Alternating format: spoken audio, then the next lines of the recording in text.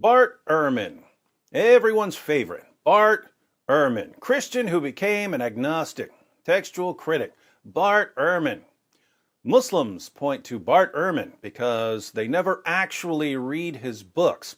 If they were to take anything he's ever said seriously, they'd have to reject Islam because what Ehrman says we can know about Jesus and his early followers completely destroys what Muhammad said about Jesus and his early followers. Muslims ignore everything Ehrman actually says because they have to ignore everything he actually says in order to continue living with the delusion that Bart Ehrman agrees with them. You know what's cool about Ehrman, apart from the way he wrecks Jesus mythers? I mean, if you want to see Ehrman go off, watch an atheist tell him that there's no evidence that Jesus existed. Hilarious stuff. But apart from Ehrman crushing the claims of Muhammad and making Jesus mythers look like total morons, he says stuff like this. This is a Facebook post in which Ehrman lists his reasons for loving Christmas.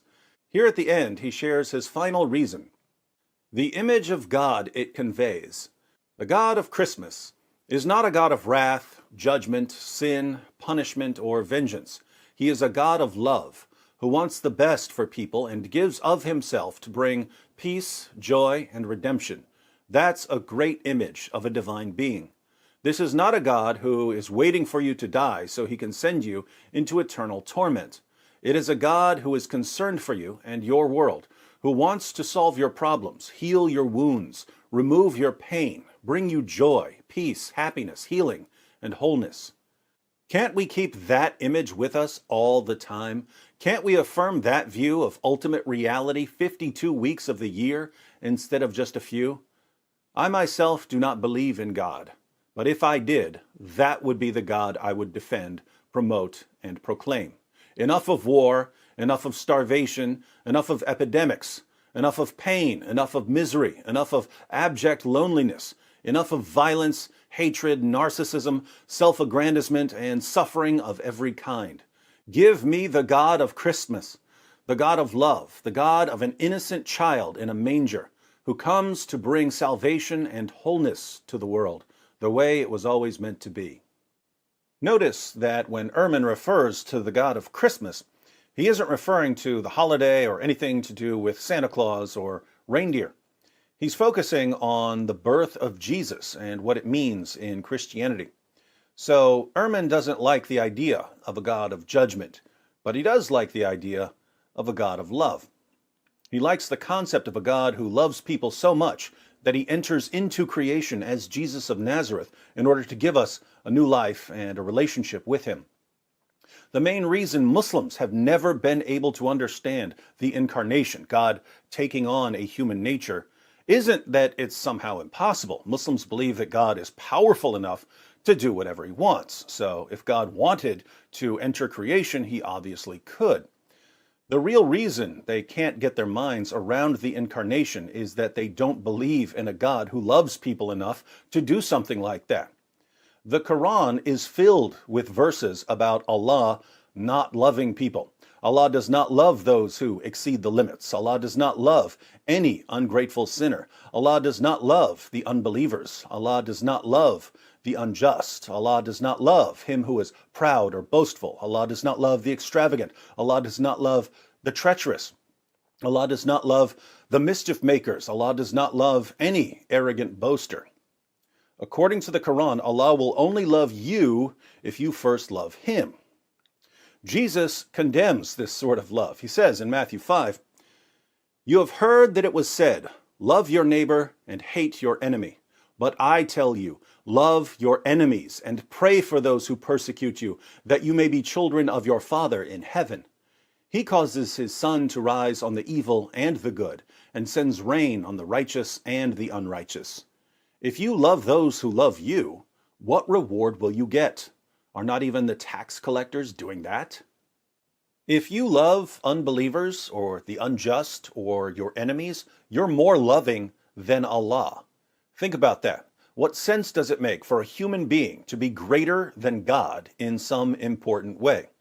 And yet the world is filled with people who are more loving than Allah. I love people more than Allah does, and I'm a psychopath. But we're not more loving than the God of the Bible, the God who entered this world and allowed himself to be tortured and killed by people he created in order to take the punishment that those people deserved.